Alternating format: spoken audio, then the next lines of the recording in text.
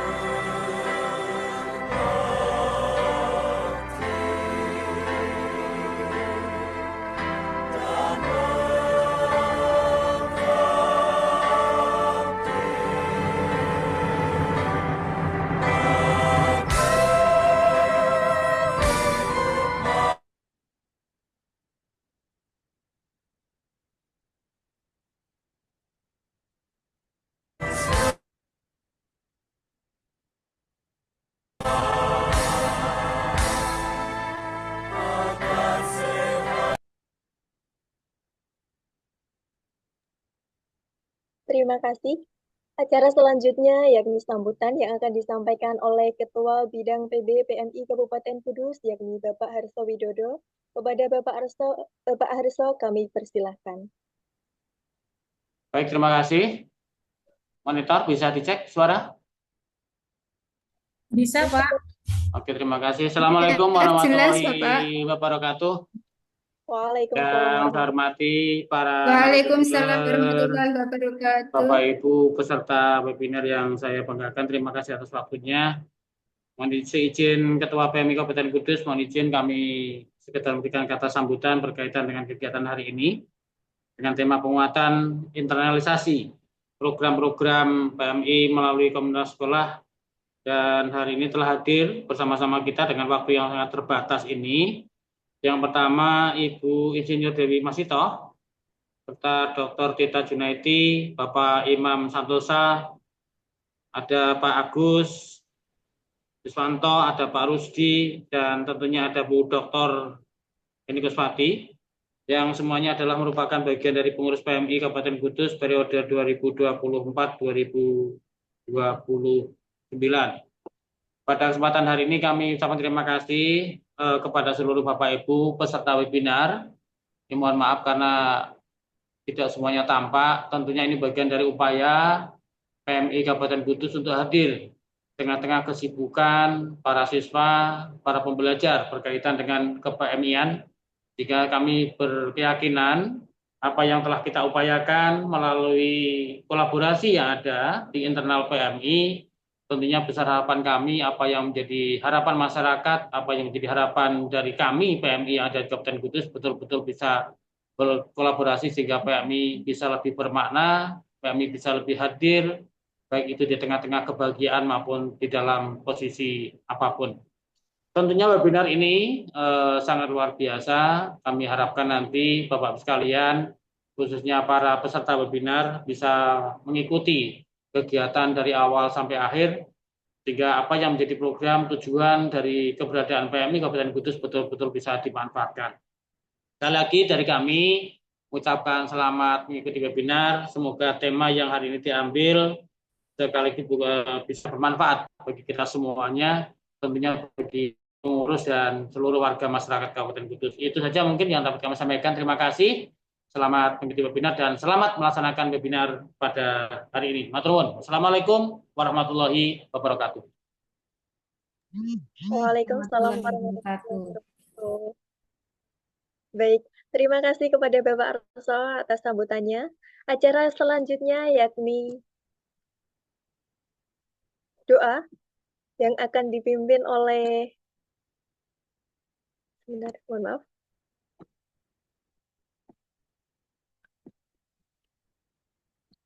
Acara selanjutnya yakni doa yang tadi sepertinya sudah kita lakukan bersama-sama. Dan selanjutnya akan disampaikan materi-materi pada sore hari ini. Nanti ada 2 materi Bapak dan Ibu. Yang pertama nanti akan disampaikan oleh Ibu Eni Kuswati selaku pengajar dan juga selaku pengurus PMI Kabupaten Kudus bidang SDM. Nah, pada kesempatan ini Ibu Eni Kuswati akan menyampaikan materi dengan tema Sekolah Unggul Era Mendikdasmen. Nah, kepada Ibu Eni, kami persilahkan. Terima kasih. Assalamualaikum warahmatullahi wabarakatuh. Om Swastiastu, Namo Buddhaya, Salam, Salam Kebajikan, Rahayu. Selalu kita panjatkan puji syukur kehadirat Allah Subhanahu wa Ta'ala yang telah melimpahkan rahmat dan karunia-Nya kepada kita semua, sehingga pada siang hari ini di kegiatan webinar series 2 PMI Kabupaten Kudus melalui virtual meeting Zoom, mudah-mudahan masih tetap bisa memberikan manfaat terbaik bagi peserta yang mengikuti webinar hari pertama hari ini. Terima kasih kepada Bapak Harso selaku perwakilan dari Ketua Umum PMI Kabupaten Kudus. Beliau mewakili dan terima kasih sudah menyempatkan waktunya, dan saya yakin beliau orang yang sangat sibuk sekali, tapi dengan kepeduliannya untuk memberikan sambutan sebagai kontribusi distribusi kepada PMI. Juga para narasumber yang telah bergabung di kegiatan webinar pada hari ini, saya ucapkan terima kasih. Juga panitia penyelenggara, termasuk Mbak moderator yang sudah bersedia meluangkan waktunya di tengah liburan, ya, tapi masih bisa berpartisipasi aktif dalam kegiatan PMI. Untuk mempersingkat waktu, hari ini izinkan saya share screen dulu ya, menyampaikan sekolah unggul. Apakah sudah bisa terlihat ya di layar ya? Sekolah unggul saya besarkan dulu sebentar. Sudah, Ibu. Ya, sudah. Sebentar tuh ya. Ini sudah terlihat ya. Sekolah unggul, ada beberapa teori yang mengatakan sekolah unggul itu apa begitu ya. Ada beberapa pakar, para ahli menyampaikan, tapi saya menyimpulkan bahwa lembaga sekolah unggul yang terintegrasi itu adalah lembaga pendidikan yang dirancang secara holistik untuk mengembangkan potensi siswa secara optimal di berbagai aspek, meliputi akademik, karakter, keterampilan hidup, spiritualnya, moral dan etika, juga manajemen berbasis teknologi, kurikulum inovatif, fasilitas sarana dan prasarana juga yang modern tentunya, tetapi tidak harus modern sih, dan tenaga pendidik yang profesional. Itulah yang disebut sekolah unggul. Banyak berasumsi bahwa sekolah unggul itu sekolah yang memiliki prestasi luar biasa.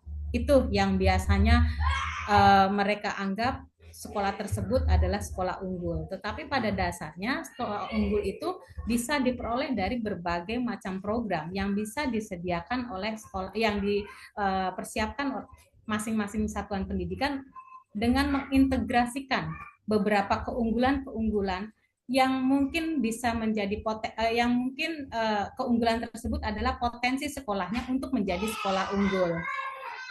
Seperti itu. Nah, kemudian layarnya bergerak nggak ya? Nggak bergerak ya. Layarnya tidak bergerak. Bergerak ya, Mbak? Kemudian upaya upaya menjadi sekolah unggul yang terintegrasi, ya. Tujuannya adalah mengakomodasi berbagai potensi dan bakat anak-anak Indonesia yang mencakup bidang akademis, seni, hingga olahraga. Kalau Bapak Ibu aktif mengikuti Menteri Pendidikan yang baru, Prof. Abdul Muti, itu beliau menyampaikan lebih mengutamakan potensi dari anak-anak, mengutamakan bakat dari anak-anak, baik di bidang akademik maupun non-akademik. Yang non-akademik bisa berupa seni dan tari. Apa yang disarankan oleh mereka untuk menjadikan sekolah itu unggul? Sebetulnya di Kabupaten Kudus sendiri itu sudah ada sekolah yang mengintegrasikan menjadi sekolah unggul. SMP 3 Kudus ya, boleh saya contohkan ya. Itu dia ada program bukan program, malah menjadi sekolah yang membuka kelas unggulan. Jadi disitulah letak dari keunggulan SMP 3 Kudus. Mungkin ya di bidang akademiknya SMP 3 Kudus belum begitu mendapatkan sesuatu yang membuat SMP 3 Kudus menjadi bangga ya. Tetapi dari bidang olahraga, dia mengambil satu sisi karena banyaknya anak-anak yang berminat di SMP 3 Kudus itu masuk bidang olahraga. Maka di SMP 3 Kudus membuka kelas olahraga dan keunggulannya di situ. SMP 3 Kudus menjuarai beberapa event-event di kabupaten, di provinsi maupun tingkat nasional. Itu. Jadi saya sampaikan, upaya menjadi sekolah unggul yang terintegrasi disarankan menjalin kerjasama dengan persatuan sepak bola mungkin ya, yang ada di daerahnya. Mungkin di kabupaten mana itu lebih condong ke bukan persekutuan, persatuan maksudnya, persatuan bola voli gitu kan, persatuan tenis meja, persatuan bulu tangkis, badminton dan lain-lain, itu diajak untuk berkolaborasi gitu, memberikan ilmu pengetahuan kepada peserta didiknya. Nah, nanti yang berminat diarahkan untuk mengikuti apa yang menjadi potensi dari bakat anak tersebut. Nah, itu sederhana. Di zaman dulu sekolah-sekolah yang ingin mengambil sekolah unggul dengan sesuatu yang berbeda dengan sekolah lain, mereka ketar-ketir, ketakutan. Ada lagi tidak hanya SMP 3 Kudus. Ada SMP 1 di Solo, SMP Manahan di Solo, itu juga sama. Dia unggul di bidang olahraga. Nah, tapi mohon maaf sekali lagi, jangan hanya melihat dari sisi olahraga, bisa juga dari sisi seni. Disarankan kerjasama dengan local wisdom daerah. Ada beberapa daerah yang lebih mengutamakan seni. Contohnya saya lupa, SMK Kerawitan di Yogyakarta. Itu juga dia unggul dalam bidang seni. Ketika dia bertanding untuk sekolah-sekolah lain, bertanding di kabupatennya atau di provinsinya atau di nasional, itu dia bisa membawa nama bendera SMK-nya, SMK Karawitan Yogyakarta namanya. Nama daerahnya saya lupa. Lupa namanya, mungkin ada yang ingat ya namanya, lupa, tapi di Yogyakarta, tapi kabupaten bukan di kotanya itu. Nah, kemudian ada beberapa sekolah lagi yang mengintip melalui dunia industri, contohnya ya di Kudus lagi, supporting Jarum Foundation, seperti anak-anak yang mengikuti kegiatan-kegiatan yang kerjasama dengan Jarum Foundation, contohnya seperti apa, itu namanya bulu tangkis. Nah, seperti itu. Jadi sekolah kalau mau unggul harus bisa terintegrasi dengan beberapa bidang. Bisa seni, bisa budaya, bisa olahraga, seni dan budaya ya, olahraga, ataupun bisa di bidang yang akademisnya. Nah, seperti itu. Nah, di sini ada strategi dan teknik. Nah, ini yang mungkin penting. Apa ya langkah-langkahnya supaya sekolah kita bisa menjadi unggul begitu. Tidak harus menang OSN, menang OOSN ya, OOSN itu olahraga ya, sama OSN Olimpiade Sains. Tidak harus ke situ. Anaknya digember, diriling soal-soal supaya juara dengan keinginan ingin mengangkat sekolahnya menjadi sekolah unggul. Tidak begitu. Sekolah unggul itu bisa dilihat dari beberapa sisi seperti yang tadi saya sampaikan. Dan bagaimana langkah-langkahnya? Pertama, biasanya visi misinya dulu yang harus dikuatkan di situ. visi misi sekolah biasanya tuh tidak mengarah ke yang unggul, ya. Dia lebih kepada prestasi-prestasi seperti itu. Unggulnya prestasi belum tentu unggul, unggul otomatis ada prestasinya. Nah, seperti itu. Maka kuatkanlah yang unggul-unggul di sekolah. Gali potensi sekolah. Gali potensi di sekitar sekolah, mana yang bisa diajak kerjasama. Mungkin saja kerjasama dengan PMI juga bisa. Sekolah kerjasama dengan PMI untuk sekolah tersebut diberikan wawasan pemahaman tentang kepalang merahan. Nah, mungkin bertanding di kabupaten, nasional, provinsi, nasional, itu bisa melejit nama sekolah itu dengan membawa nama bendera PMI. Jangan melihat hanya untuk yang matematika, juara bahasa Inggris, juara ini, enggak seperti itu. Bisa juga non akademis yang saya sampaikan. Itu kalau mau kita sebut sekolah unggul. Kadang sekolah itu bersih sekali. Kebersihan ya, sekolah sehat ya. Kadang sekolah itu bersih sekali, non sampah. Itu pun bisa disebut sekolah unggul. Seperti itu. Karena apa? Mungkin dari satu kabupaten hanya ada satu sekolah yang sangat bersih. Nah, makanya di sini Bapak Ibu harus melihat visi misinya dulu dan budaya sekolahnya, yang apa yang bisa digali. Pertama, tetapkan visi dan misi yang jelas. Tadi saya sampaikan sesuai dengan karakteristik sekolah dan kebutuhan masyarakatnya. Ya. Kemudian ciptakan budaya sekolah yang mendukung pembelajaran bermakna, yang mindful, joyful, dan meaningful. Ini kan yang keinginannya Mendikbud ya, Mendikdasmen ya, Prof. Abdul Muti. Kemudian terapkan nilai-nilai karakter seperti disiplin. Nah, saya sih pernah jadi guru ya, saya juga lihat disiplinnya mulai melemah akhir-akhir ini ya. Sejak masa pandemi COVID-19 itu udah melemah. Ya, semua anak-anak disiplinnya kurang, berangkat sekolah ya seperti itulah Bapak Ibu. Kalau saya harus urai satu-satu tentang kedisiplinan banyak sekali, karena materi kita bukan tentang disiplin. Kemudian kerja kerasnya dari beberapa tim yang ada di sekolah dan kolaborasi. Yang kedua, peningkatan kompetensi guru dan tenaga kependidikan. Nah, ini perlu nih guru-gurunya nih ya sama tenaga kependidikannya seringlah adakan pelatihan berkelanjutan. Kadang-kadang pelatihannya hanya selesai ikut pelatihan, dapat sertifikat, kemudian dapat sangu lalu pulang. Seperti itu kan? Ya sudah, tidak diterapkan di sekolahnya. Tidak ada kelanjutannya, tidak ada tindak lanjut dari apa yang sudah diikuti. Tidak ada kontinuitas profesional development-nya, tidak ada.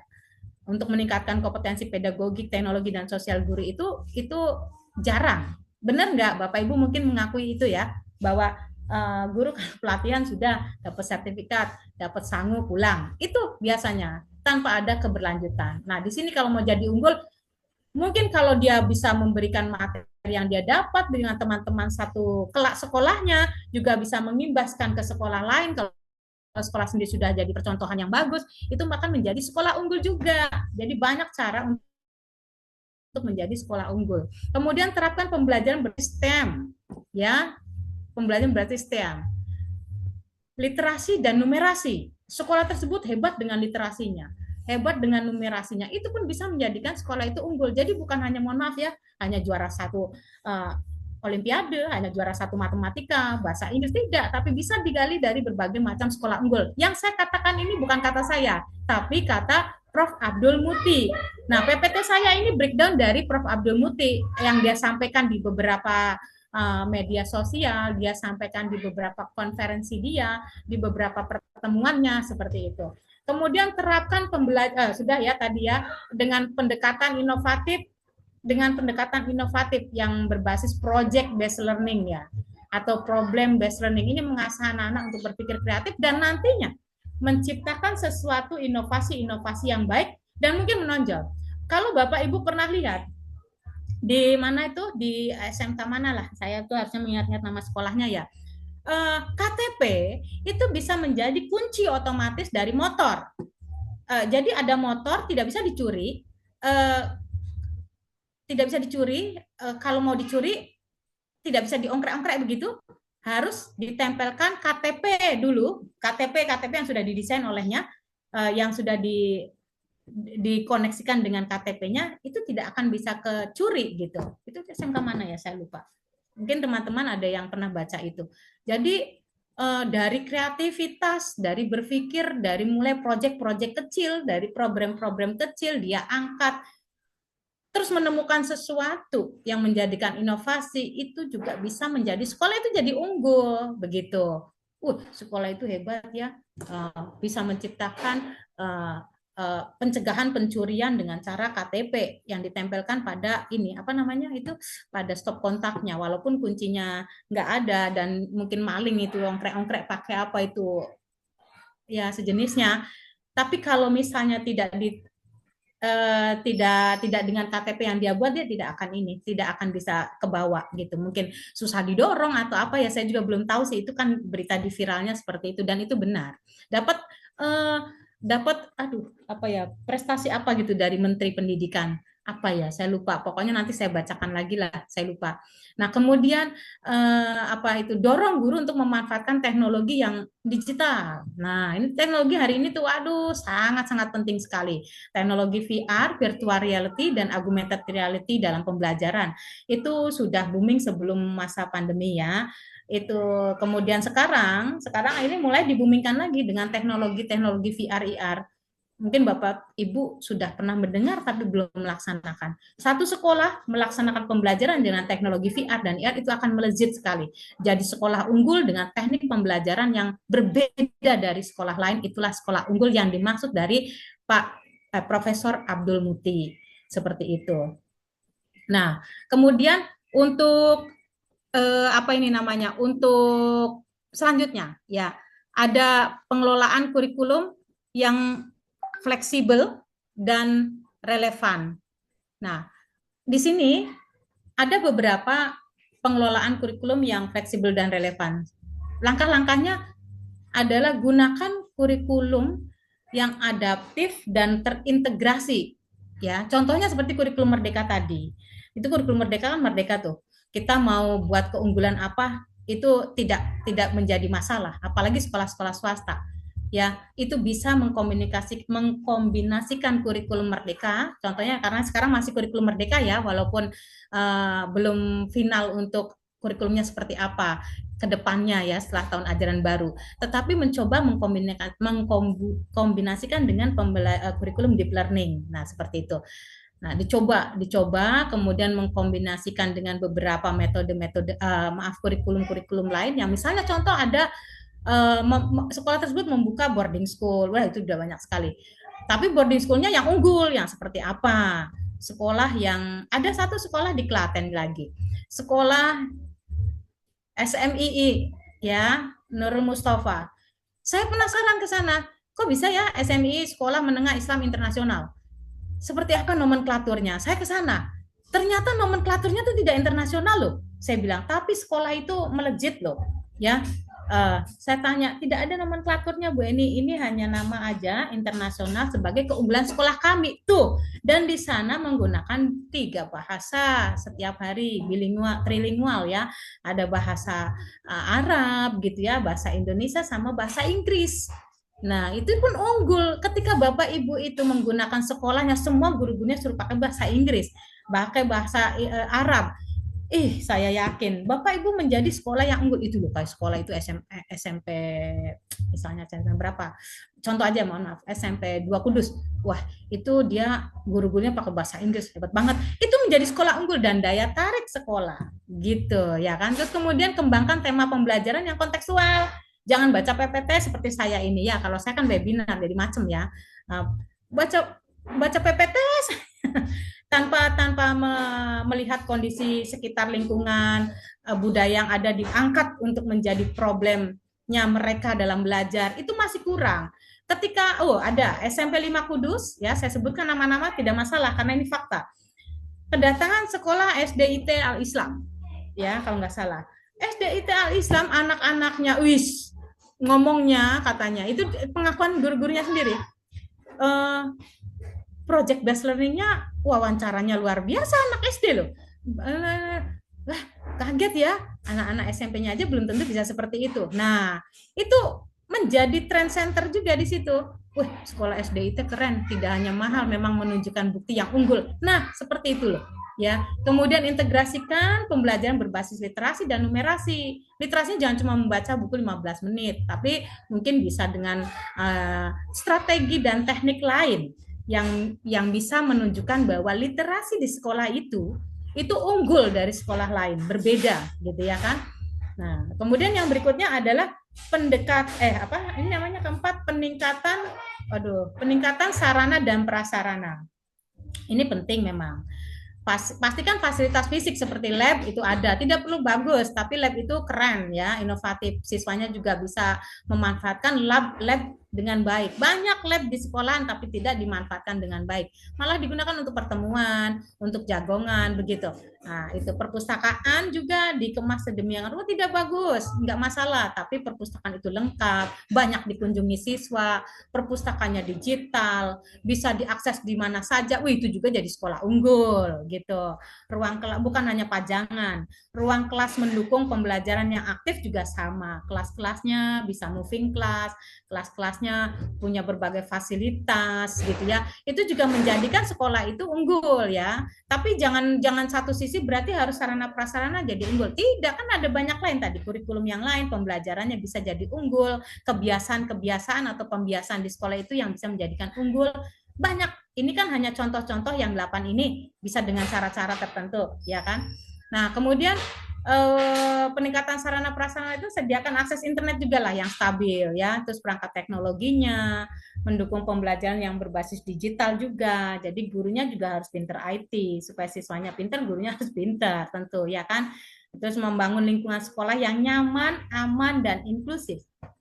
Nah, yang kelima, pelibatan komunitas stakeholder. Nah, di sini stakeholder yang dimaksud adalah orang tua, masyarakat, dan pihak terkait dalam pengambilan keputusan dan pelaksanaan program sekolah. Jangan sampai kita punya program tanpa dukungan orang tua.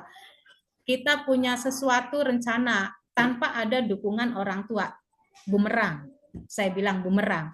Jadi segala sesuatu yang ingin diprogramkan yang ke depan akan menjadikan sekolah yang unggul ini, upayakan komunikasikan dengan pihak-pihak yang terkait, dilibatkan orang tua, libatkan masyarakat sekitar, pihak-pihak dunia industri, seperti tadi ada dunia industri, ada sepak bola ya, maksudnya olahraga, ada seni, libatkan di situ. Apa? Saling mendukung untuk memudahkan menjadi sekolah yang unggul.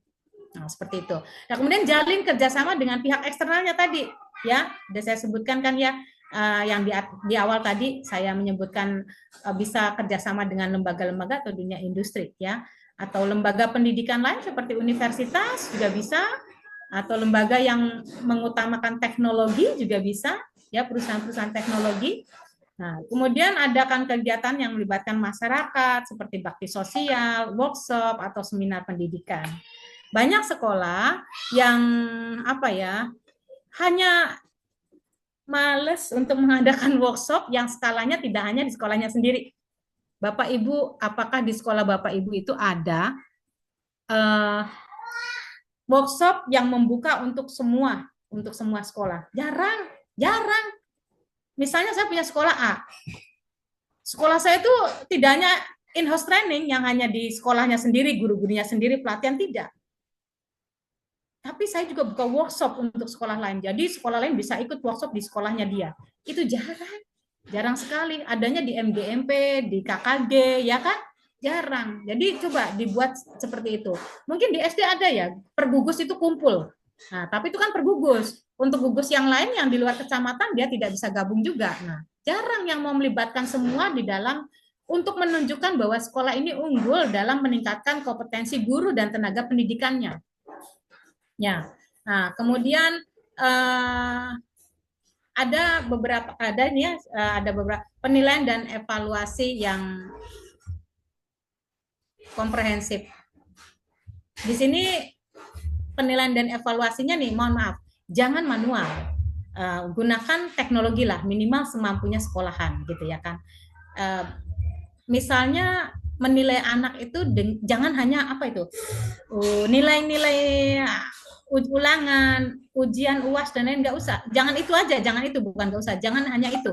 Tetapi bisa dari aspek kognitifnya, bisa aspek afektifnya, bisa psikomotoriknya. Karena anak-anak itu, mohon maaf, saya jelaskan lebih ini.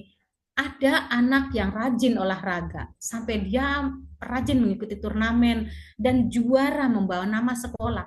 Tapi dia diberi nilai jelek sama gurunya karena nggak ikut pelajaran. Nah, itu jangan menilai hanya dari situ, tapi keunggulan anak itu yang perlu dinilai. Nah, seperti itu. Jadi banyak, dia kan nggak ikut pelajaran saya, dia bolos terus, dia tanding terus. Lu tandingnya kan buat sekolahan. Tapi ada juga sekolah yang tidak memberikan kompensasi pada anak tersebut. Akhirnya anak tersebut udah nggak mau pergi, nanti aku di ini guru nggak dikasih nilai. Ada loh yang seperti itu ya. Nah, kemudian evaluasi secara berkala, setiap program-program sekolah itu dikaji ulang, dievaluasi program ini jalan, memberi manfaat banyak ataukah malah hanya membuang-buang uang. Banyaknya kan membuang uang ya, mohon maaf ya. Saya bukan seorang guru pendamping yang menyebalkan. Banyaknya hanya orientasi pada uang, piknik selesai, besok ulangi lagi, piknik lagi, tanpa mengevaluasi apakah memberikan keunggulan bagi sekolah tersebut dengan mengadakan seperti itu. Nah, itu yang masih kurang dipikirkan. Kemudian libatkannya siswanya dalam proses refleksi belajar juga untuk menumbuhkan rasa tanggung jawab dari diri siswa itu sendiri. Yang ketujuh, saya cuma 4 slide ya, tapi jabarannya lumayan banyak. Yang ketujuh, fokus pada pembelajaran holistik. Di sini saya berlawanan dengan anak-anak, mohon maaf ya, di luar ada anak-anak banyak, jadi mudah-mudahan suara saya masih tetap terdengar. Fokus pada pembelajaran holistik. Diterapkan pendidikan pembelajaran yang mengembangkan kemampuan akademik, emosional, sosial, spiritual, dan siswanya, religiusnya. Ya mungkin dengan pembiasaan-pembiasaan yang setiap hari tentang membaca Asmaul Husna setiap pagi atau membaca Al-Quran surat-surat pendek. Anak-anak ini membuat saya jadi bingung ngomongnya. Pembiasaan yang bernuansa religi atau sholat bersama atau membaca sholawatan bersama-sama setiap di awal, dan itu terus kontinuitasnya. Ini hal-hal yang terpenting di sini adalah kontinuitasnya, keberlanjutannya. Kadang-kadang berbelarak itu dalam bahasa Jawa tuh berbelarak tuh bahasa anunya, mohon maaf, anget-anget kayak ayam begitu, ada juga tuh. Jadi berbelarak tuh semacam udah hanya gebiarnya aja, besok-besok sudah tidak ada lagi, padahal kalau dilanjut-lanjutkan bisa menjadi keunggulan sekolah tersebut. Nah, kemudian fasilitas pengembangan bakat siswa melalui kegiatan ekstrakurikuler juga bisa. Yang variasi ekstrakurikuler jangan itu-itu aja, tapi bukalah semua yang bisa. Nih, jadi keunggulan loh. Di sekolah tersebut ada ini. Wah, ekstranya banyak. Itu jadi keunggulan sekolah juga loh. Jangan dikira itu tidak berpengaruh. Udahlah pramuka aja lah sama PMI aja lah. Yang lainnya nggak usah. Jangan. Buka semua buka. Mau jalan mau enggak dibuka dulu. Kita lihat potensinya di mana. Nah, seperti itu. Kemudian anak-anak yang berbakat tadi difasilitasi juga kegiatan ekstrakurikulernya, difasilitasi, diberikan kemudahan lah intinya lah. Kemudian tujuan utamanya adalah untuk memperkuat nilai-nilai karakter siswa itu sendiri. Nah, karakter ini yang paling, ini ngomong saya ini jabaran dari keinginan Prof Mendikbud ya, yang baru, Mendikdasmen yang baru ya, bukan kata saya loh ini. Kemudian branding. Nah, yang terakhir adalah branding atau citra positif sekolah. Reputasi sekolah itu bisa didapat dari pencapaian siswa, juara-juara. Keunggulan program yang di sekolah lain tidak ada. Prestasi gurunya juga. Gurunya itu rata-rata juara ini, gurunya hebat. Itu juga bisa mempengaruhi untuk menjadikan sekolah unggul dan dilirik sekolah tersebut. Dan branding sekolah juga memanfaatkan media sosial. Jaranglah sekolah binaan saya 8 aja yang memanfaatkan media sosial, itu hanya 3. 8 sekolah binaan hanya 3 yang memanfaatkan media sosial dengan temenanan ya, dengan serius. Posting kegiatannya, posting ini, jangan posting piknik terus, postingnya kegiatan yang inovatif, itu lebih keren. Nah, itu juga bisa menunjukkan sekolah itu unggul. Ada satu sekolah di Papua di mana ya, itu postingannya isinya guru ngajarkan apa, anaknya bisa apa, gitu, keren sekali. Bukan hanya keplok-keplok dan ice breaking. ada sekolah apa ya, SMK apa saya lupa lah namanya. Kemudian selain memanfaatkan media sosial teknologi digital, juga promosi program-program unggulannya, tapi bukan promosi dengan flyer-flyer yang ada gambar KS-nya atau ada gambar siswa-siswa hanya cuma kayak gitu, tapi mengunggulkan kegiatan-kegiatannya itu loh, kegiatan-kegiatannya itu dimunculkan, seperti dipromosikan benar. Nih kalau di sini tuh mohon maaf, ini kan masih nuansa kurikulum merdeka. Di sini tuh P5-nya seperti ini loh, anak-anaknya seperti ini. Tapi yang benar, jangan yang miskonsepsi seperti ini. Dan itu menjadi sebuah keunggulan juga. Banyak sekali keunggulan-keunggulan yang bisa digali di sekolah tersebut. Intinya seperti itu. Dan keunggulan yang paling jarang orang pikirkan adalah membuat siswa dan orang tua puas kepada citra sekolah. Nah, itu yang sangat sulit. Kadang-kadang siswa nggak puas, orang tua nggak puas karena gurunya libur bolos terus gitu ya, jam kos terus gitu, jam kosong gitu ya.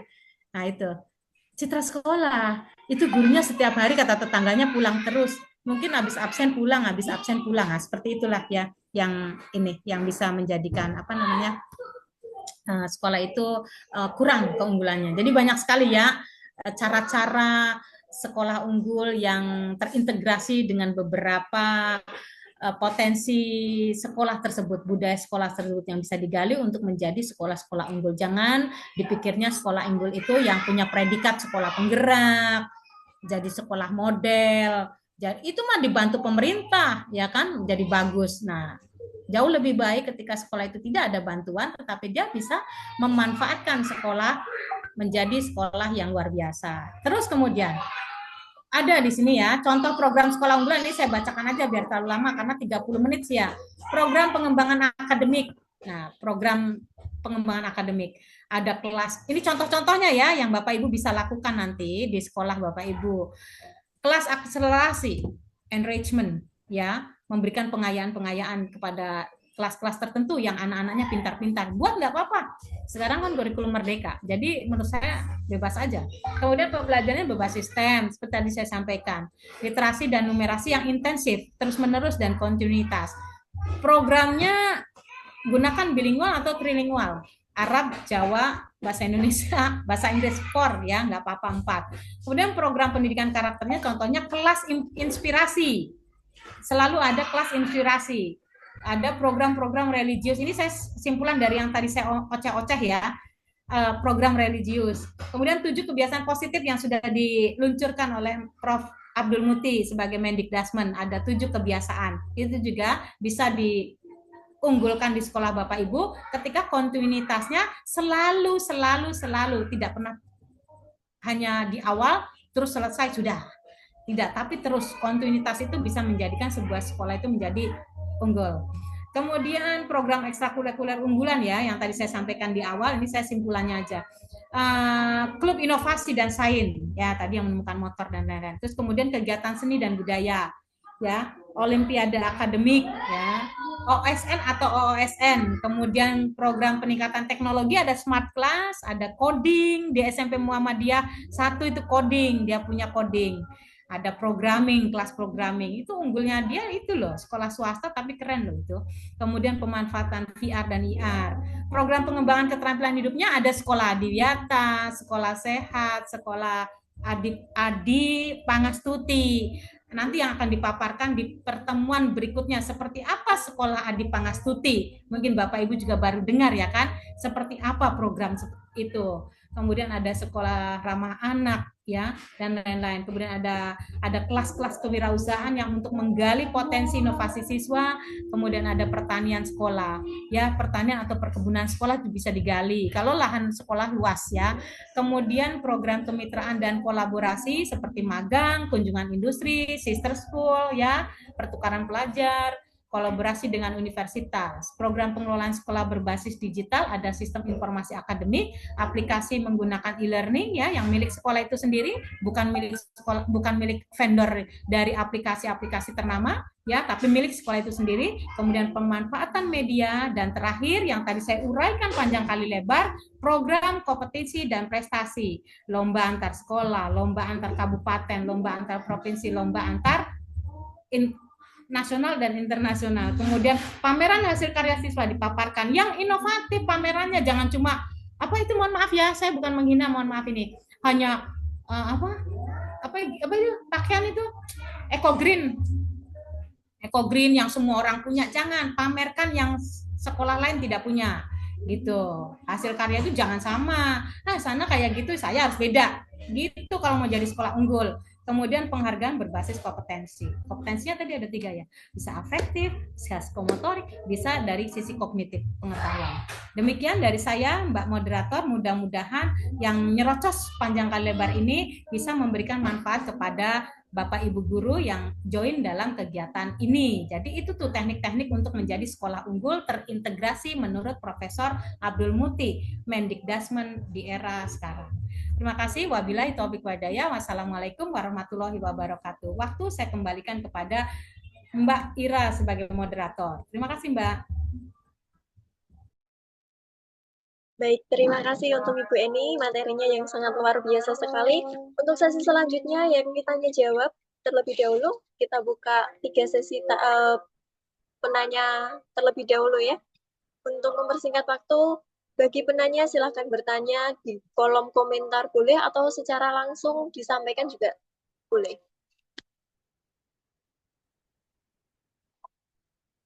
Tiga saja mungkin kalau mau ada pertanyaan silakan Bapak Ibu. Mohon maaf tadi saya terlalu running sekali ya. Enggak apa-apa ya. Durasi 30 menit. Saya pengen paparan banyak ya. Tapi mungkin nanti di pertemuan kedua, pertemuan ketiga, pertemuan keempat mungkin ya nanti kita bisa mengkupas lebih dalam hal-hal yang tadi masih membuat bingung Bapak Ibu karena saya berlawanan dengan suara anak-anak di luar rumah saya ini. Jadi saya bingung juga, konsentrasi saya bubar. Ada mau marah ke anaknya, tapi nanti bagaimana? Silakan Bapak Ibu. Ya, baik. Ini ada satu penanya untuk Ibu Eni. Ya, silakan. Dari Bapak Nur Rahman ya, dari pesannya. Sepertinya dalam mewujudkan sekolah unggul belum disinggung masalah dana, Ibu. Padahal banyak masalah ya KS atau sekolah tidak meningkatkan menjadi sekolah unggul tetapi terhenti kepada masalah keterbatasan dana. Sekolah unggul kebanyakan berasal dari swasta karena yayasannya sudah baku. Sedangkan biasanya sekolah yang lama dikenal atau dicintai masyarakatnya karena prestasinya banyak. Ya, betul banget. Pertanyaannya bagaimana menjadikan sekolah yang serba pas dananya, gurunya, siswanya dan lain sebagainya, pas-pasnya menjadi sekolah unggul. Unggul. Nah, ini kayaknya besok menjadi, boleh saya langsung jawab ya? Ini kayaknya besok menjadi materi berikutnya, bahwa bagaimana menggali dana. Sebetulnya tadi saya sampaikan di depan ya Mbak Ira, ada kolaborasi dengan dunia industri tuh, membantu CSR itu, minta CSR-nya mereka. CSR itu akan turun jika kita itu bisa menyodorkan hal-hal yang positif. Jadi caranya CSR ingin dapat ya, mohon maaf ini, walaupun saya nggak punya sekolah, tapi saya tahu caranya. Jadi bukan minta, saya mau ada kegiatan ini, tolong dibantu, bukan, tapi kita menyodorkan kegiatan kita yang menjadikan unggul, lalu kita buat proposal bahwa program ini sudah berjalan 2 tahun, tapi kami ingin mengembangkannya lebih jauh lagi. Jadi kalau mau minta bantuan CSR itu bukan dari nol. Saya mau bangun ini, tapi nggak ada duitnya. Tanpa menunjukkan kita dulu, kita lakukan apa? Nol gitu loh, nol. Kita mengusulkan tuh nol, nggak bakal dapat dari CSR gitu. Dia akan memberikan bantuan ketika satu, kita sudah menjalankan program itu minimal setahun, ya, setahun minimal. Nah, kemudian kita buat evaluasi yang menyatakan kurangnya dana bantuan. Nah, itu saya pikir minta ke dunia industri atau dunia lain ya. Dunia lain itu bukan setan maksud saya. Itu bisa memberikan karena memang benar-benar akan ada wujudnya. Nah, seperti itu akan ada wujudnya karena sudah dilaksanakan. Nah, seperti itu ya. Jadi kalau kita mau cari bantuan dana, itu caranya kita harus menunjukkan dulu kinerjanya selama 1 tahun mungkinnya menunjukkan. Ternyata kita kurang dana dan kita butuh bantuan. Nah, terus mau sukses adalah libatkan kebermanfaatannya untuk yang diajak kerjasama. Misalnya kita mau minta sama BPD Jateng, ya kan? Berarti ini kasarnya ya sama BPD Jateng atau BPD di kabupaten lain ya. Nah, hutang dulu kali ya. Guru-gurunya harus hutang. Oh, karena banyak hutang nanti dikasih CSR gitu kan. Nah, itu contoh kecil lah maksud saya ya. Atau memberi dampak positif ketika webinar-webinar atau diskusi-diskusi atau ada workshop di sekolahnya, sponsornya Jarum. Ya, membesarkan nama Jarum, otomatis membawa nama Jarum. Gitu loh maksud saya. Misalnya pabrik tembakau yang mensupport Bapak Ibu, ya kita harus bisa. Nah, seperti itu cara memperoleh dana tidak dari pemerintah ya yang kita mau gali sendiri. Dan satu lagi, dengan pendekatan komunitas berbasis aset. Aset yang ada di rumah itu di rumah, yang di sekolah itu bisa dikembangkan sebetulnya. Nah, itu teori materinya nanti pertemuan berikutnya ya. Pertemuan berikutnya itu webinar sesi 3 gitu ya. Sesi 3 tuh nanti lagi bulan depan tentang perencanaan berbasis aset dan bagaimana untuk mendapatkan bantuan dari para CSR gitu ya. Nah, seperti itu jawaban saya Mbak Ira. Terima kasih. Wah, luar biasa sekali Ibu Eni. Terima kasih. Semoga Bapak Nurman ini dari Tegal ternyata Ibu. Semoga puas dengan jawabannya, sudah mendapat jawaban yang diinginkan gitu ya Pak. Untuk penanya kedua ini sudah ada dari Bu Nuryani. Bagaimana penilaian anak yang misal pintar olahraga atau atlet nasional dihubungkan dengan penilaian untuk mapel lainnya, Ibu? Nah, jawab pertanyaan ini bagus. Bagaimana memberi penilaian anak yang misalnya pintar olahraga atau pintar apa itu ya? Karena dia pintar olahraga tapi jangan ikut pelajaran gitu kan maksudnya. Nah, jangan samakan tugas-tugas anak yang pintar olahraga itu dengan anak-anak yang lain yang tidak ikut event-event. Nah, diberi kemudahan. Dia tetap diberi bukan materi, ya materi bisa, pembelajaran yang remedial. Artinya yang tidak sama dengan anak-anak yang lain. Misalnya, contoh aja ya, simpelnya, mungkin Bapak Ibu bisa mengartikan maksud saya. Kalau di anak yang reguler, yang bukan ikut olahraga, itu 10 tugasnya gitu. Nah, anak ini cuma satu aja. Satu yang kira-kira menunjukkan dia tuh pinter, cuma dia nggak seneng aja. Nah, bagaimana caranya? Bisa dengan wawancara, ajak ngomong aja. Kan males tuh anak-anak olahraga suruh nulis-nulis. Bener nggak? Ajak aja ngomong, Mas ini Mas, tahu nggak politik zaman sekarang? Misalnya pelajaran PKN ya, gurunya harusnya politik zaman sekarang. Kayaknya politik zaman sekarang saya nggak paham. Walah ini nggak bisa ini. Terus partai-partai paham nah apa itu partai, ada PDI Perjuangan, ada Gerindra, ada ini, itu apa tuh nah diajak ngomong gitu, jadi langsung yang kontekstual. Kalau dia bisa menjawab mengikuti berarti ini anak cerdas gitu. Jangan apa yang dimaksud koalisi, apa yang dimaksud coba sebutkan, enggak gitu, tapi lebih diajak ngomong. Karena anak olahraga itu modelnya psikomotorik, bukan nulis-nulis.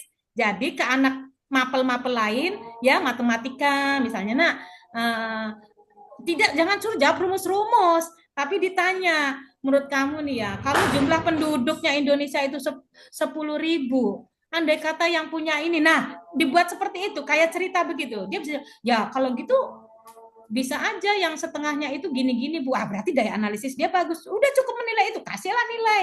Nah karena dia punya kelebihan lain, gitu ya cara penilaiannya ya.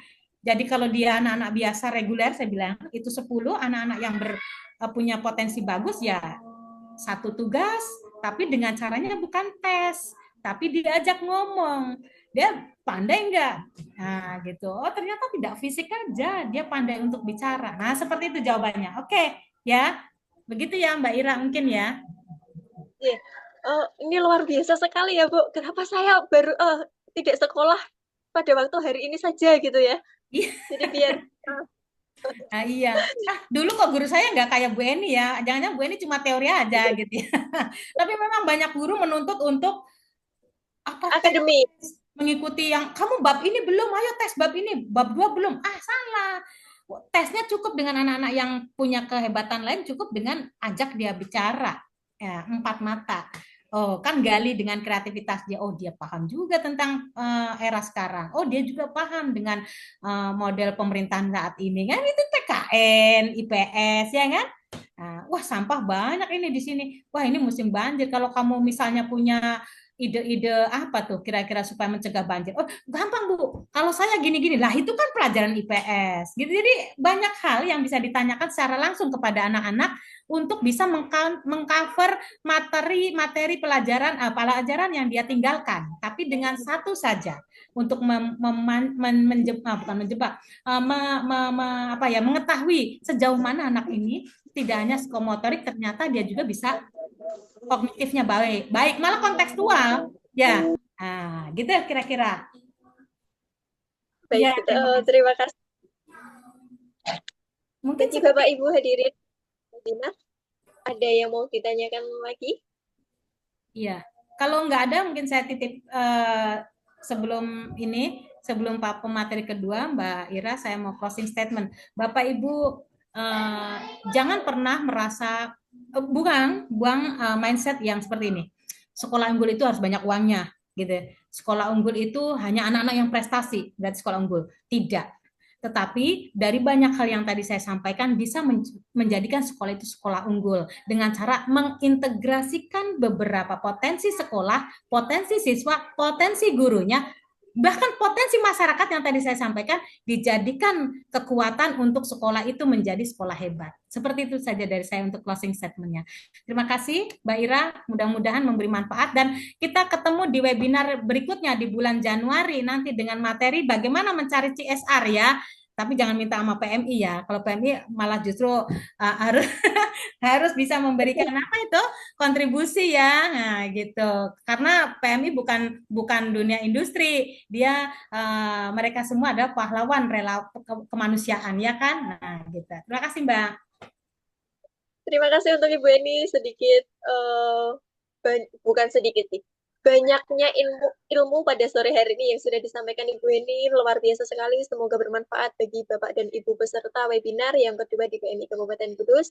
Untuk materi selanjutnya yakni sekolah siaga bencana yang akan disampaikan oleh Bapak pengurus PMI kita. Dan beliau merupakan salah satu wirausaha juga. Wirausahanya nanti bisa ditanyakan sama Bapak sendiri ya. Untuk Bapak Rusdi Rahman, kami persilahkan.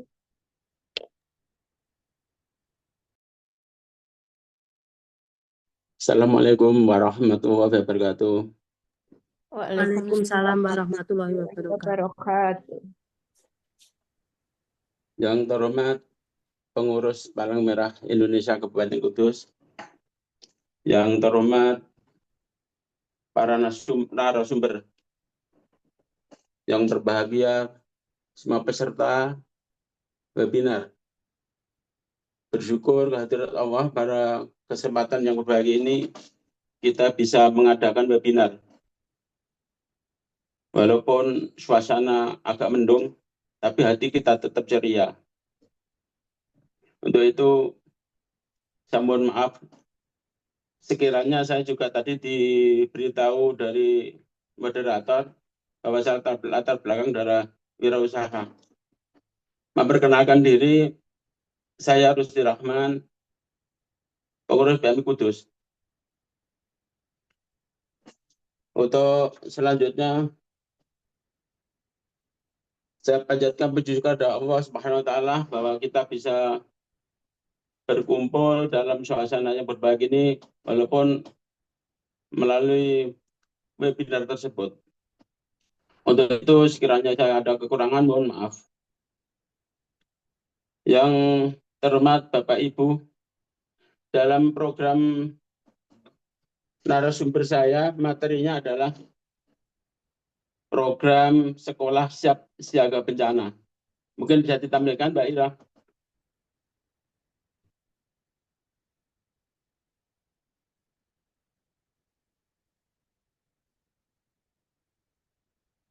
Mbak Ira.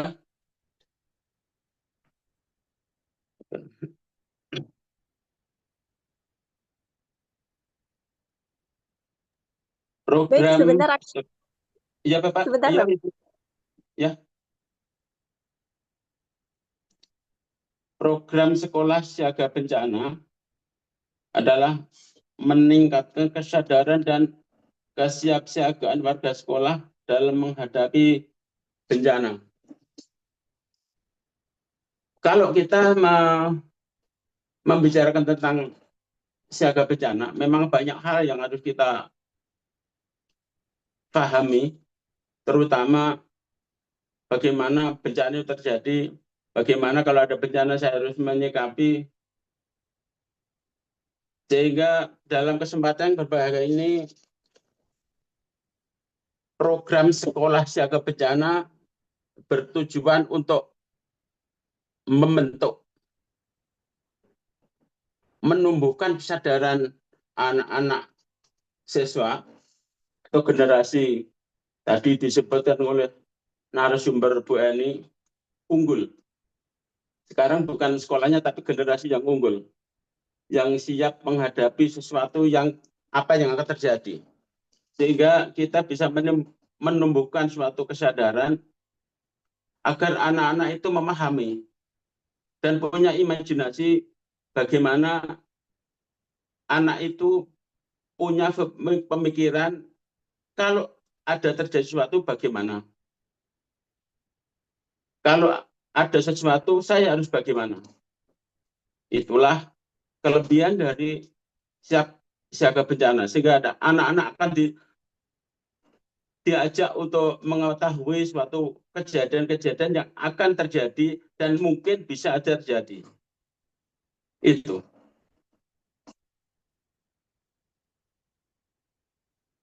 Kemudian di sisi lain adalah mempercepat kita pengertian siaga bencana. Definisinya adalah siap siaga bencana adalah upaya untuk mempersiapkan diri menghadapi kemungkinan terjadinya bencana dengan meningkatkan pengetahuan, keterampilan, dan kesadaran masyarakat termasuk warga sekolah. Tujuannya adalah mengurangi risiko bencana dan mempercepat pemulihan pasca bencana. Yang dimaksud mengurangi risiko bencana adalah kalau anak-anak kita sudah kita beri pelatihan bencana, kita didik tentang kebencanaan, anak itu akan siap.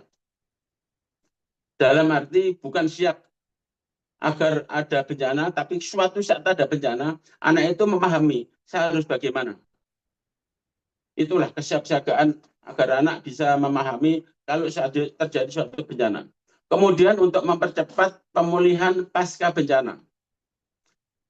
Yang paling panjang waktunya adalah pemulihan pasca bencana. Karena kalau bencana itu semakin besar, pasca bencana butuh waktu yang panjang.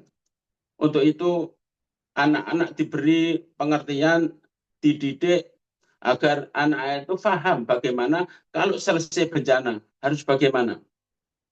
Mungkin dia akan mengajak teman-temannya agar bersosialisasi agar anak-anak itu tidak trauma pada saat suatu bencana tersebut. Itu yang dimaksud mempercepat pemulihan pasca bencana. Karena pasca bencana banyak terjadi, kalau sifatnya di Kudus kan banyak terjadi misalkan bencana banjir ya. Itu setelah pasca bencana ada gatal-gatal kulit, ada karena air yang kurang bersih bisa diare. Makanya di situ dari pihak kami sendiri PMI mengadakan kesehatan massal. Jadi mengadakan dari daerah ke daerah untuk memberi kesehatan, memberi pengobatan kepada warga yang kena dampak bencana, agar warga yang kena dampak bencana tidak terlalu lama menderita suatu penyakit yang diderita karena suatu bencana. Itu yang dimaksud.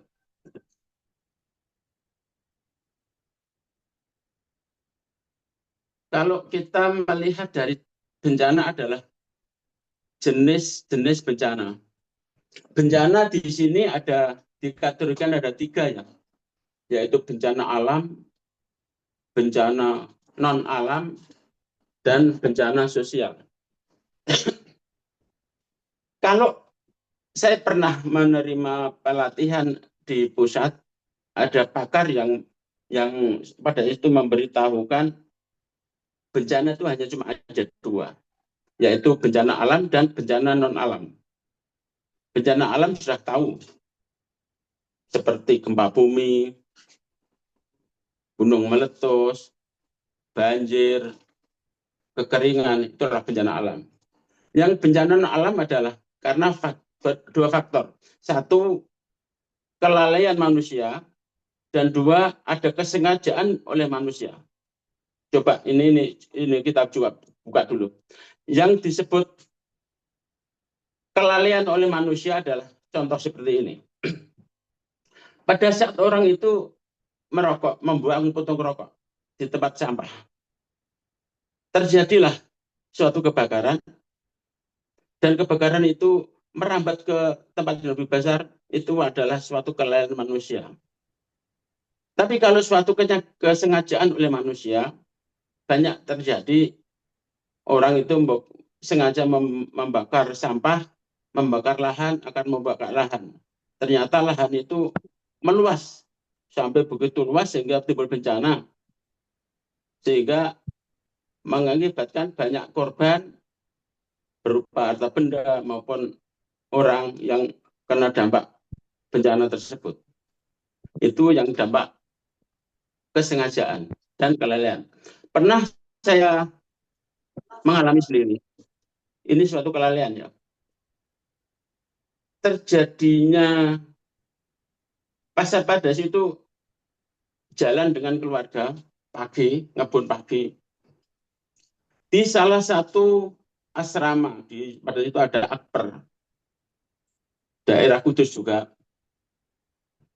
Tiba-tiba ada rame-rame. Di situ ada rame-rame, banyak orang kan masuk di situ. Apa yang terjadi? Ternyata di situ ada kasur yang terbakar. Saya tanya, kenapa terbakar? Tidak tahu, Pak. Ayo dibawa keluar. Setelah dibawa keluar, aman. Punya usut ternyata itu adalah anak yang di asrama itu menghidupkan kipas angin. Dia pulang lupa mematikan kipasnya, sehingga timbul kebakaran sampai membakar kasur. Andai tidak segera ditangani pada itu, ya mungkin bisa jadi suatu bencana yang lebih besar lagi. Ini suatu pengalaman. Kalau bencana tentang bencana alam, yaitu banjir, kemudian gempa bumi, gunung meletus.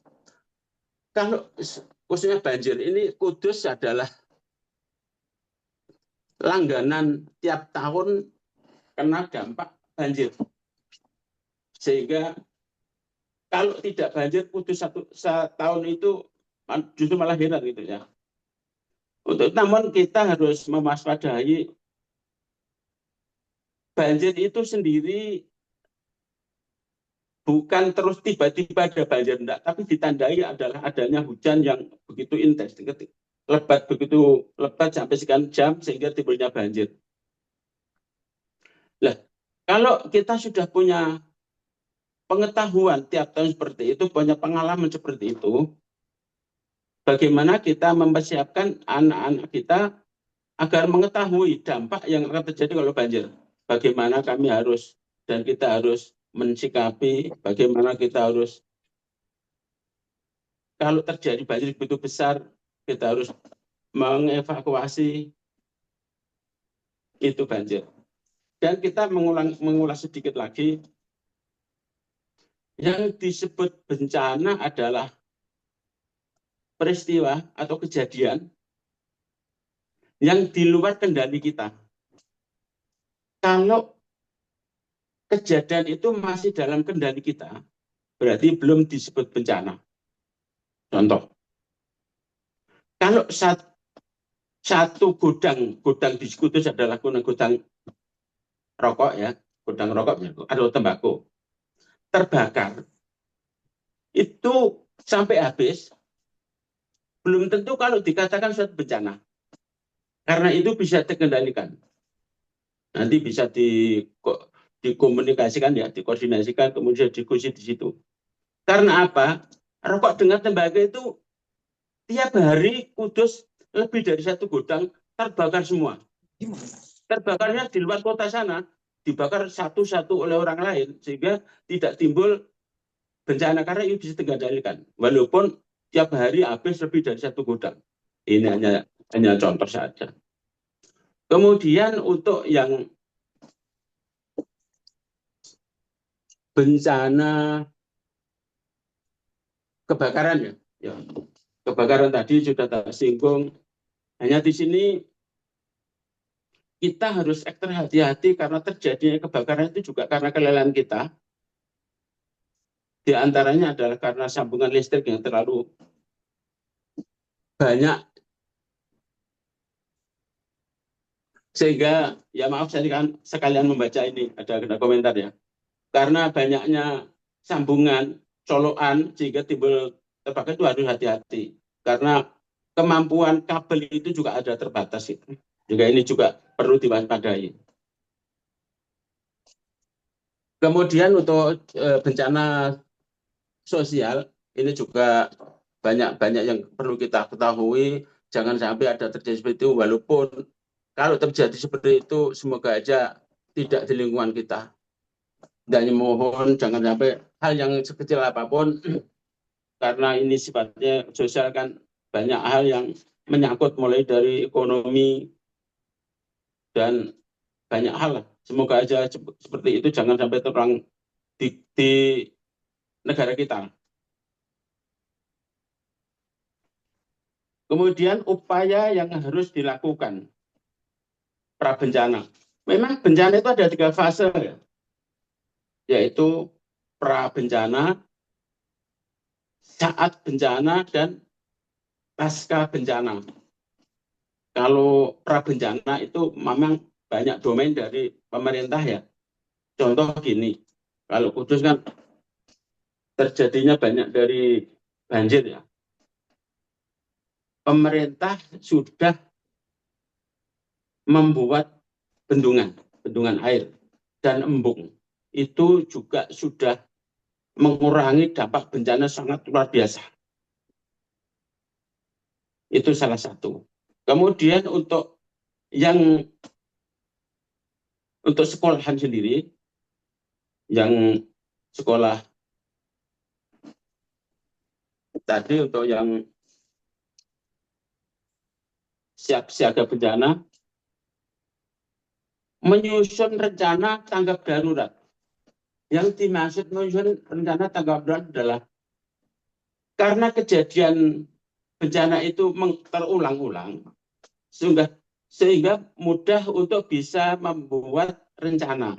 Kalau ada terjadi bencana seperti tahun kemarin, kita harus membuat rencana seperti apa. Sehingga jangan sampai pada saat bencana kita baru membuat. Itu sangat riskan sekali. Sudah terlambat. Kemudian untuk pelatihan evakuasi dan simulasi bencana. Kita kepada siswa sering-sering diadakan simulasi. Sering-sering diadakan simulasi, evakuasi, dan simulasi.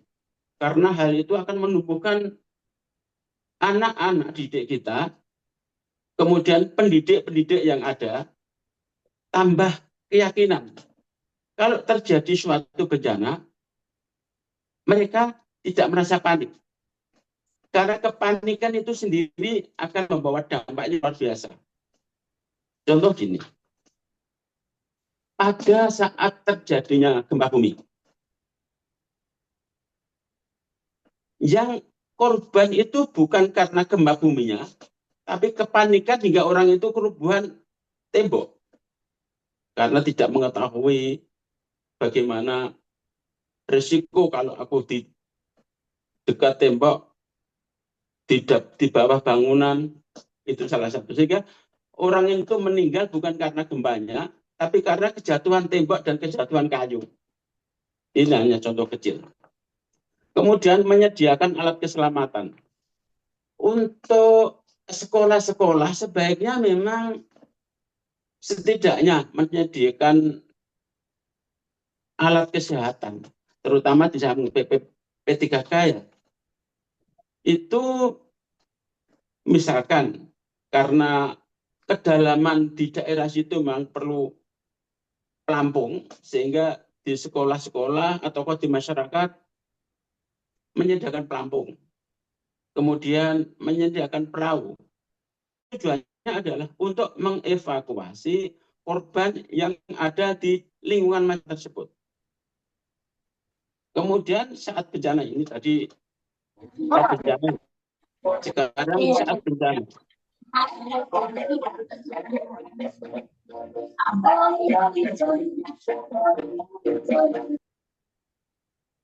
Ya maaf, ada gangguan ya, sehingga saya mau berhenti dulu. Saat bencana adalah mengikuti prosedur evakuasi. Yang dimaksud prosedur evakuasi adalah pada saat bencana, memang kalau suatu hal yang perlu dievakuasi, kita harus segera mengevakuasi, mulai dari yang diutamakan adalah prosedurnya anak-anak, orang-orang tua yang punya potensi risikonya lebih tinggi. Kalau yang bapak-bapak yang masih mampu mengutamakan yang itu tadi, itu prosedurnya. Kemudian berkoordinasi dengan BPBD. Ya wajar, memang tugas BPBD adalah memang penanganan bencana di mana di situ ada. Kalau di Kudus memang sering kami juga sudah mengadakan koordinasi dengan BPBD. Kemudian untuk pada bencana bukan hanya BPBD, mungkin dari pihak terkait, contohnya mungkin Bapak Ibu guru pada saat ada bencana koordinasi dengan kepala desa. Syukur kalau bersedia nanti kepada PMI. Karena pada saat bencana itu banyak kepanikan yang akan timbul karena tiba-tiba air tinggi dan sebagainya. Pada saat tersebut butuh punya kemampuan, kemudian orang itu jangan sampai terjadinya sebab menjadi lebih parah lagi, agar orang-orang itu di samping dievakuasi, kepanikan itu diutamakan. Jangan sampai terlalu fokus pada suatu bencana, enggak, paniknya akan lebih menonjol. Dataan kerugian dan korban jelas. Setelah bencana itu harus didata, mungkin data kerugiannya apa saja, ada korban tidak, korban saja mungkin punya sapi, punya kerbau, punya kambing. Semoga tidak terjadi suatu korban manusia atau saja. Sehingga kalau sudah didata, nanti akan di atas ada kepedulian. Kemudian dukungan psikososial, jelas ini sangat penting, bahwa tanpa ada dukungan tersebut, karena kalau pasca bencana adalah kita banyak saudara-saudara kita setelah kena bencana habis semuanya, mulai dari makanan juga tidak ada, pakaian saja juga tidak ada. Itulah resikonya, makanya butuh bantuan itu. Kemudian evaluasi program kesiapsiagaan. Betul, memang segala sesuatu setelah terjadi memang harus ada evaluasi. Itulah pentingnya, sehingga ke depan jangan sampai mengulang kesalahan yang sudah kita lakukan. Sekarang untuk pencegahan bencana di sekolah. Langkah pencegahan adalah menanam pohon untuk mencegah longsor, membersihkan saluran air, memasang alat deteksi dini bencana, sosialisasi gaya hidup sehat, memeriksa instalasi listrik secara rutin. Di sini adalah menanam pohon untuk mencegah longsor. Memang itu sangat penting sekali. Bagaimana kita bisa mengajak anak didik kita, kemudian masyarakat sekitar, ikut menanam pohon agar jangan sampai terjadi suatu bencana yang sangat merugikan kepada semua pihak. Karena pohon bisa mencegah mulai dari banjir, mungkin dari hal-hal yang tidak kita inginkan. Kemudian untuk membersihkan saluran air, memang kalau di Kudus adalah rutin banjir, ini maaf ya, cerita di Kudus, karena mungkin di tempat-tempat lain juga punya dampak bencana yang berbeda-beda. Kalau di Kudus memang terutama adalah banjir, sehingga butuh saluran air lebih lancar airnya gitu. Sehingga anak-anak kita ajak untuk membersihkan saluran air, mulai dari warga kita diberitahu jangan sampai membuang sampah di sembarang tempat agar tidak menyumbat saluran air hingga timbulnya suatu bencana banjir. Kalau memasang alat deteksi dini bencana itu memang ada sebagian warga yang punya skill, punya kemampuan untuk membuat seperti sederhana sekali pada saat banjir alarm bunyi. Seperti di toren itu ya, di toren air itu kalau airnya penuh kan tiba-tiba ada kering bunyi itu. Ini contoh seperti itu. Ini juga anak-anak yang punya kreativitas tinggi bisa membuat seperti itu. Tapi tidak tertutup kemungkinan kita bisa kerjasama dengan pihak yang terkait, terutama pemerintah dan BPBD bisa menyediakan hal-hal yang sekiranya bisa mendeteksi dini terjadinya suatu bencana, terutama banjir di daerah tersebut. Kemudian sosialisasi gaya hidup sehat. Kalau bencana yang timbul di daerah itu karena faktor dengan kesehatan oleh warga, memang sekolah itu mohon berkewajiban untuk sosialisasi kepada di samping anak, kemudian pada warga. Minimal anak itu tahu, kalau sudah diberitahu, tahu dirinya sendiri menjaga kesehatan. Kemudian dia mengajak saudaranya menjaga kesehatan. Mengajak keluarganya, orang tuanya, syukur nanti pada teman-teman bermainnya. Itulah pentingnya untuk sosialisasi gaya hidup sehat.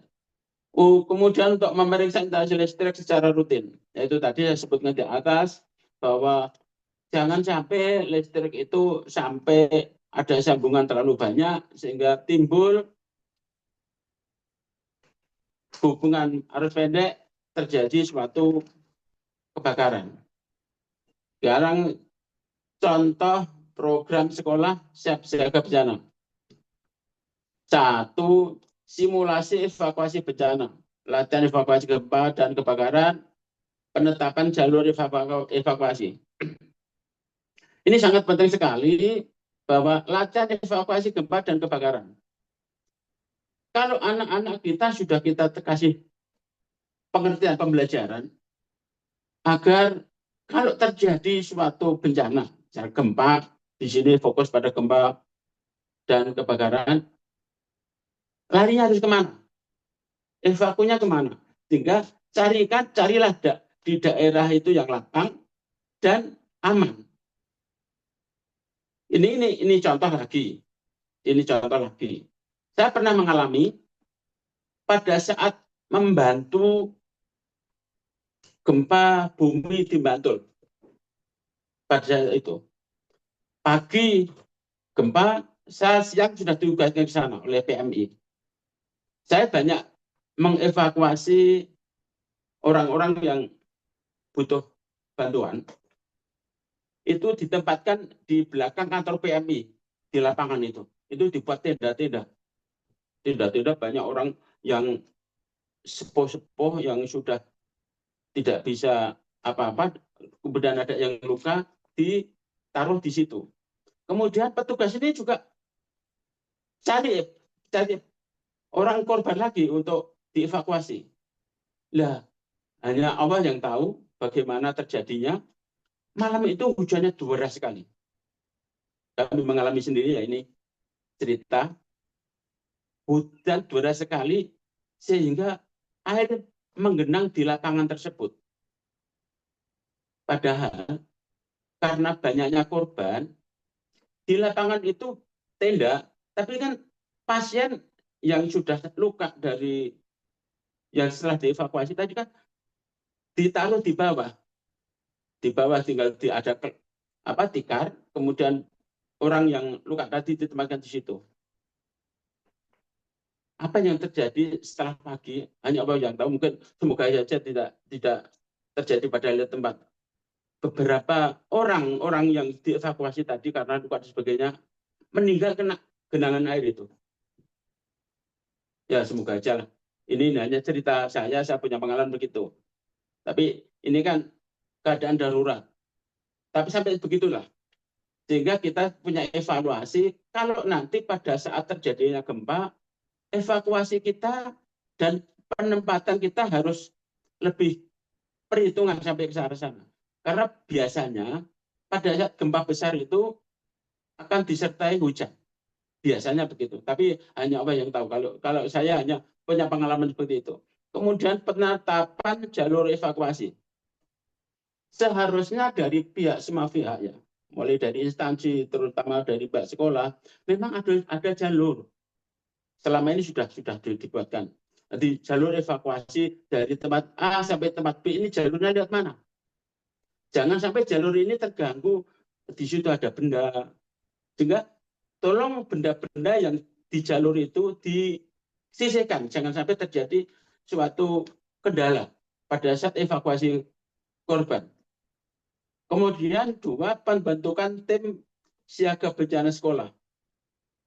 Ini penting sekali karena harus melibatkan guru, siswa, dan staf. Jadi tolong di sekolah itu dibikin struktur.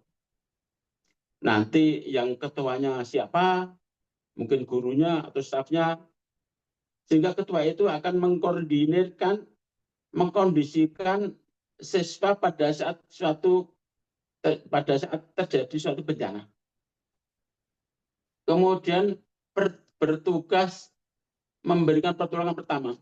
Memang pada saat suatu bencana ataukah tidak bencana, sekolah kan punya PMR dari SD, MI, SMP, MTS, sampai SLTA itu punya PMR. Sehingga PMR itu punya kemampuan, karena PMR punya pelatihan dasar adalah PP, pertolongan pertama. Sehingga ini penting karena memberikan pertolongan pertama. Kalau terjadi suatu hal, jangan sampai anak-anak yang merasa sakit dibiarkan gitu. Karena yang lain tidak punya kemampuan untuk menolong. Penting sekali bahwa sesuatu hal yang punya kemampuan nanti bisa dimanfaatkan ataukah diimplementasikan kepada yang lain.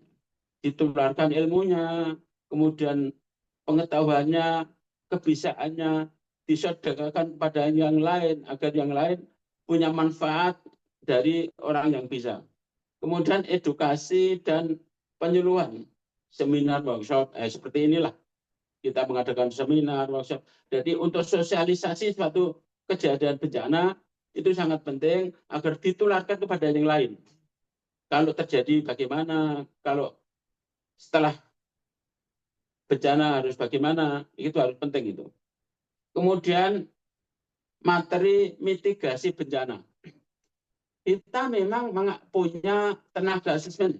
Tenaga asesmen di PMI itu bisa melatih, mengedukasi pada siswa agar siswa itu punya perencanaan, punya planning, sehingga mempetakan mana yang sangat risiko kena bencana di daerah mana, sehingga punya potensi dan punya gambar itu, punya perencanaan itu, sehingga pada saat terjadi suatu bencana mudah kita di daerah sana, di daerah sana perlu kita waspadai itu.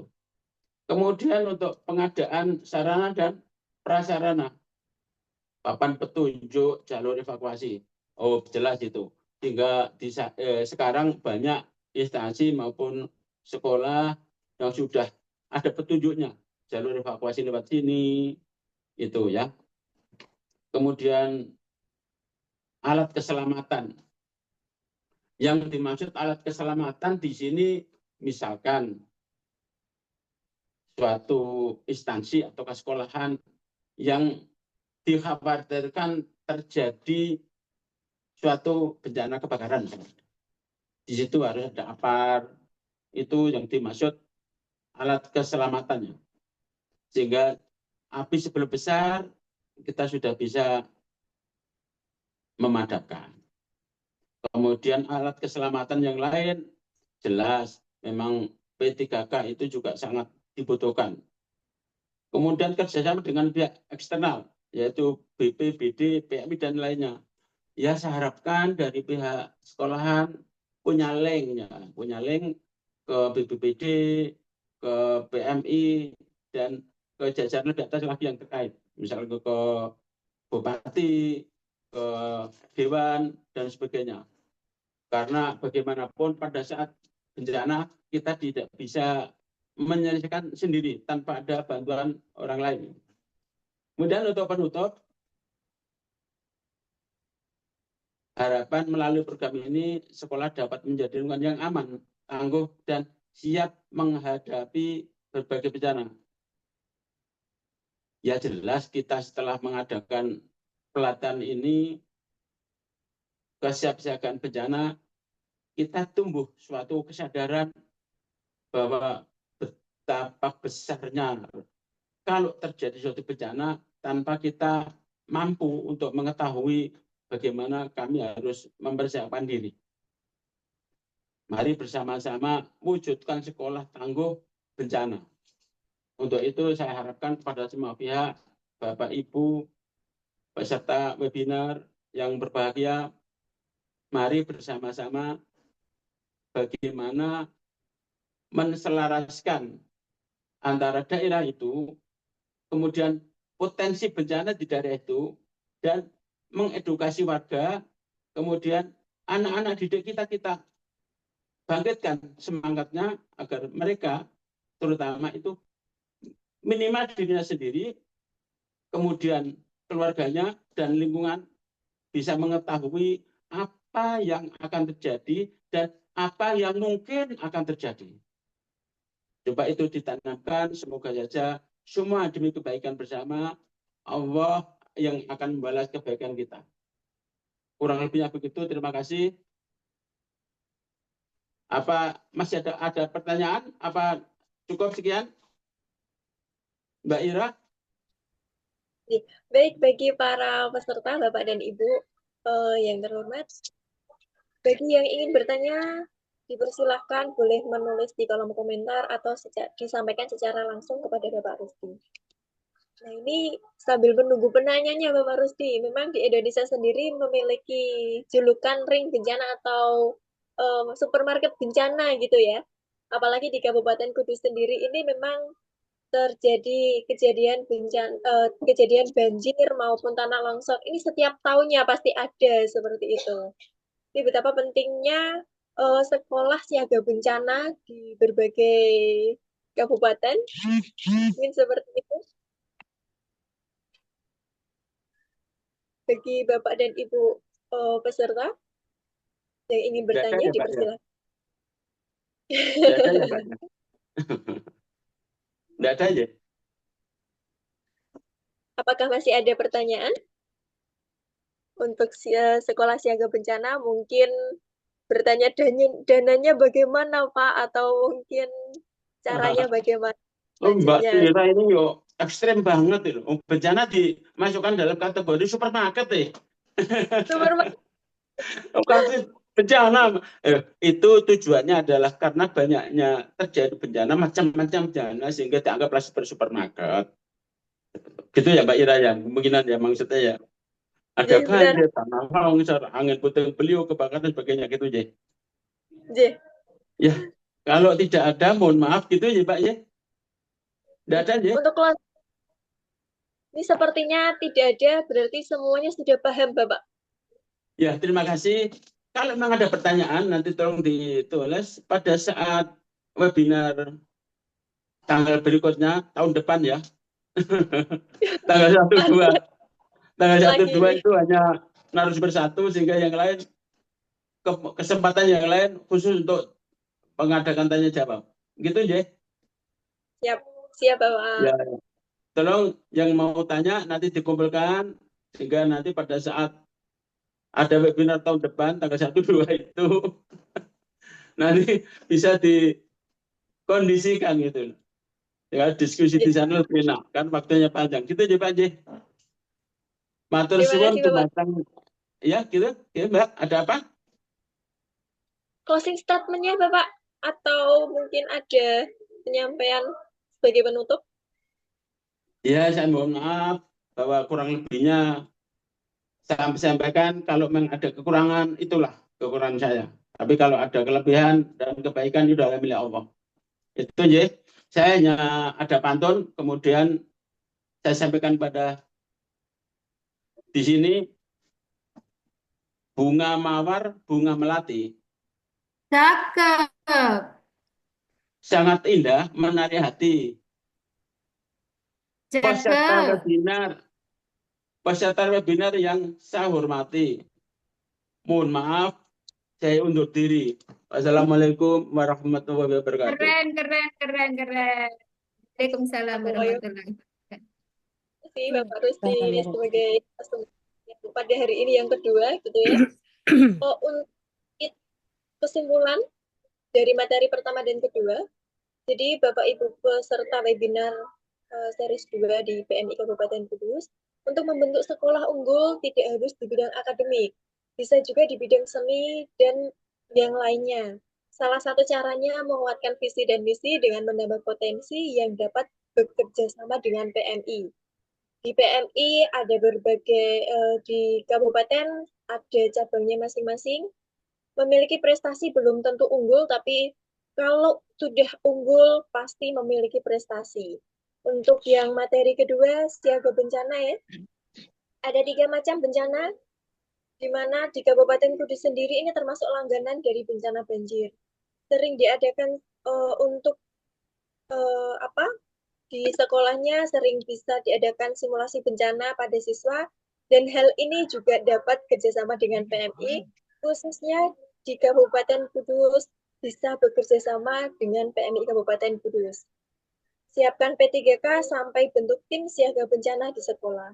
Seperti itu Bapak dan Ibu peserta webinar series kedua PMI Kabupaten Kudus. Untuk acara selanjutnya yaitu menyanyikan lagu Mars PMI. Untuk Bapak dan Ibu hadirin, kami persilahkan untuk duduk secara tegak.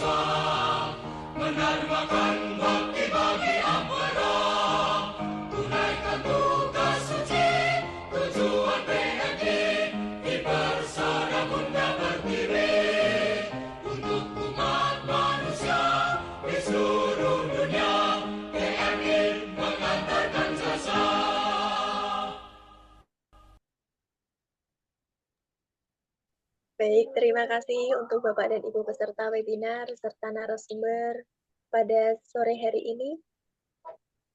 Acara selanjutnya yakni doa penutup. Semoga dengan doa penutup ini acara webinar pada sesi kedua di hari pertama ini bermanfaat. Dan apabila ada pertanyaan, silakan ditanyakan di WA Group. Terlebih dahulu nanti kita akan mencatatnya dan kita akan sampaikan di hari ketiga dan keempat. Berdoa, dipersilakan.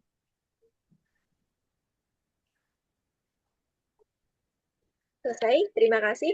Untuk acara selanjutnya yaitu sesi foto bersama.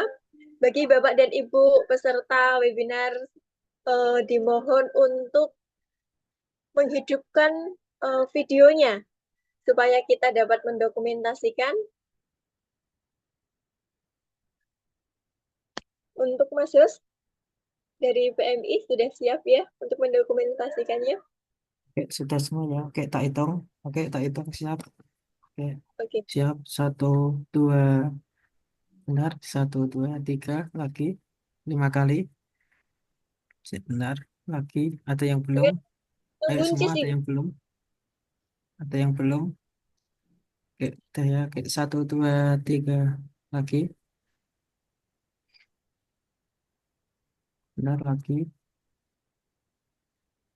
1, 2, 3. Oke, 2 lagi. 1, 2, 3. Oke, 1 kali lagi. Benar. 1, 2, 3.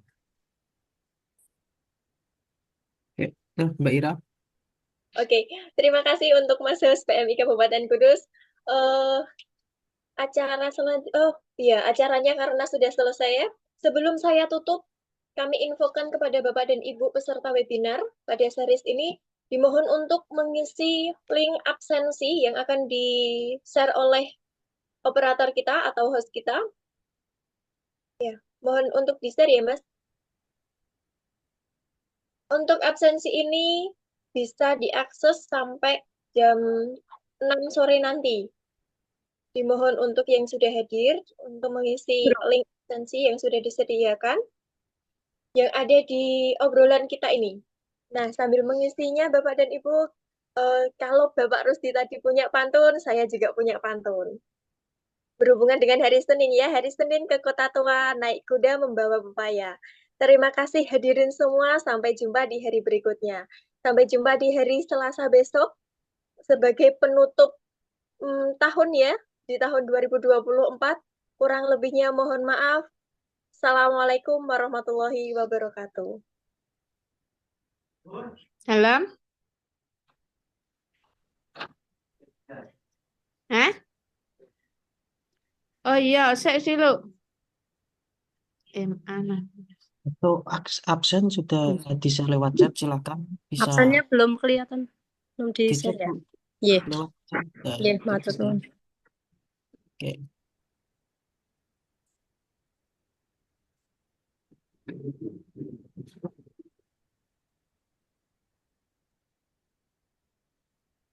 Saya tak absen sih dulu.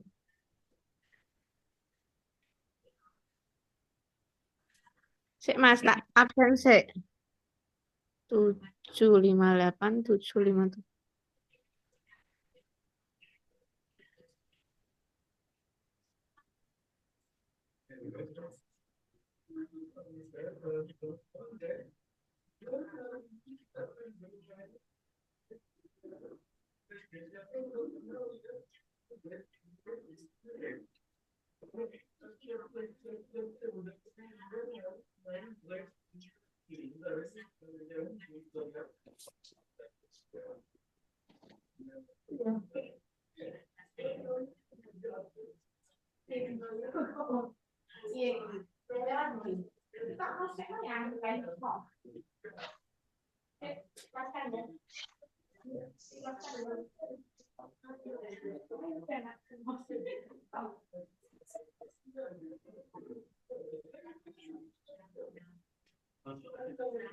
Sudah boleh live Bapak Ibu, daftar hadirnya sudah ada.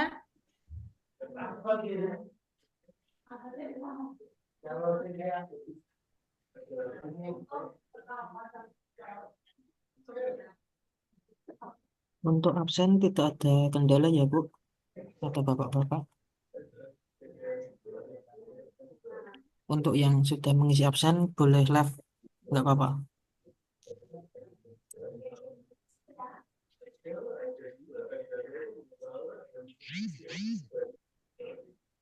Oke, terima kasih kepada Bapak Ibu ya yang sudah mengisi.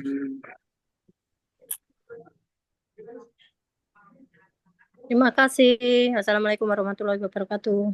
Salam.